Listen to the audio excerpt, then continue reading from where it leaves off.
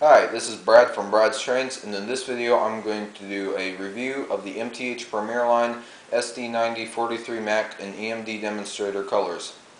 The locomotive features ProtoSound 2 digital command system equipped. It features 2 precision flywheel equipped motors and Proto speed control to control them.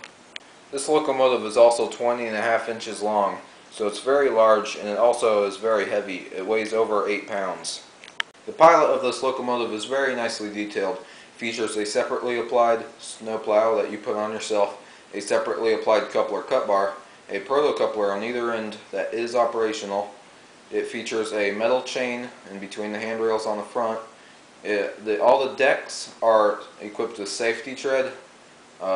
The steps going up to the side of the pilot have drainage holes inside of them on either side and on the back as well. The cab of this locomotive is also very nicely detailed. It features metal grab irons that are separately applied and they lead up the side of the cab. There's another grab iron right here. There are 2 separately applied sand bins. There is a molded in door right here. On the top of the cab, on the windshield, we have 6 separately applied windshield wipers, 3 on either windshield. There's 2 larger grab irons up here. On the side of the cab we have 2 windows, one on either side. There's a mirror on either side of the cab as well that is molded into the windows, and on the inside of the locomotive we have 2 cab interior figures that you can see here. The truck side frames on this locomotive feature separately applied metal piping and separately applied brake cylinders.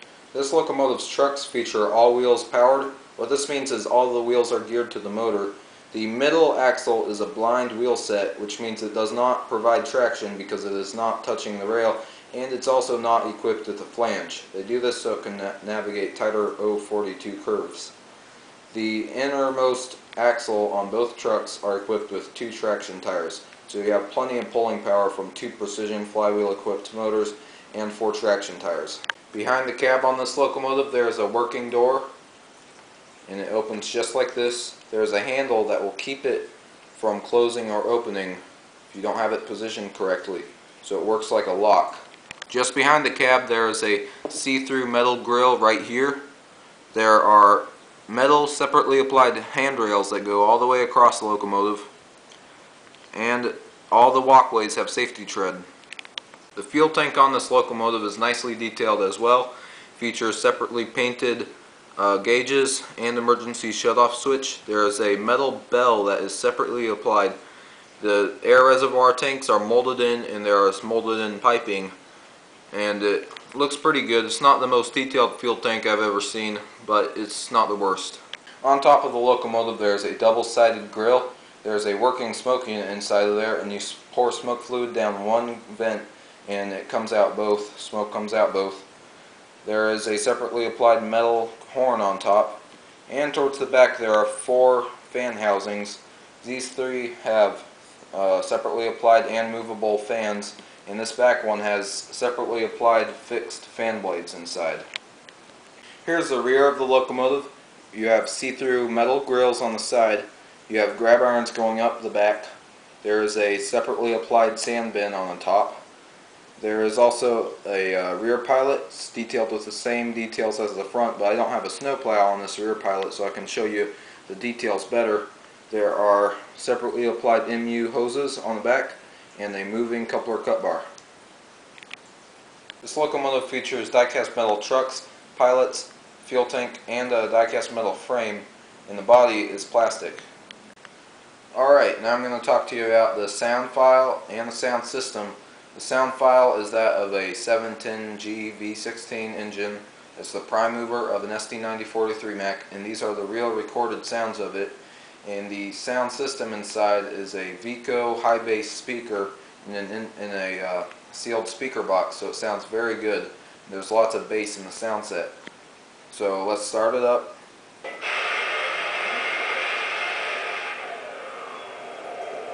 I have the volume very low so I can talk over it. So here are the lighting effects. It has a headlight that you can turn on or off. It is directional, so I'll show you the other side. When I change direction, it will light. There it is on the back. and it goes out on the front when I change direction. It features number boards, which I can turn on and off with the DCS remote. I'm going to turn them off and back on. The locomotive features ditch lights, which oscillate when the horn blows. I can do that right now. It features a cab interior light, which I can turn off or on. There it goes. And the cab is not completely isolated from the number boards and headlight, but it's still pretty dark with the number boards and headlights still on. So I'm going to turn it back on. Alright, now I'm going to rev it up to notch 8 so you can hear it throttle up. I'm going to turn the volume up.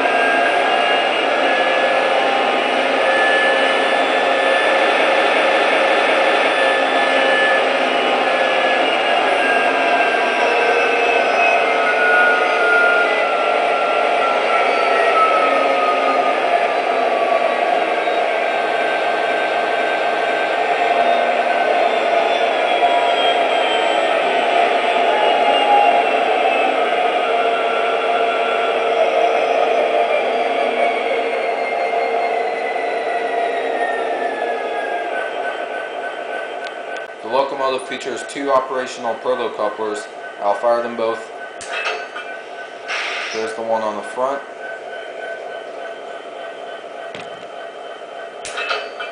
And there's the one on the back. Alright, now I'm ready to move the locomotive out, so I'm going to turn the sound up and then roll it out.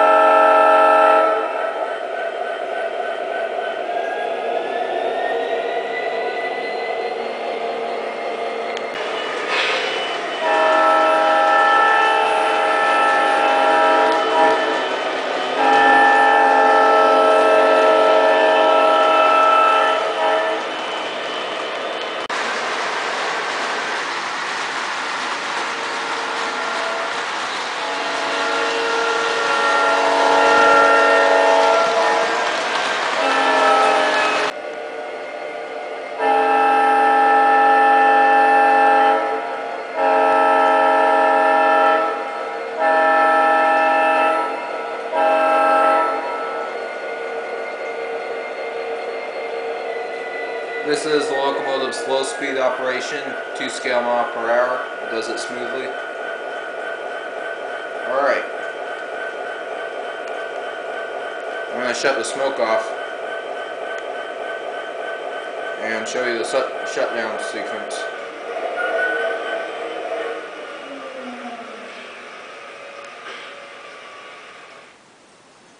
Alright, that wraps this review up. Thanks for watching.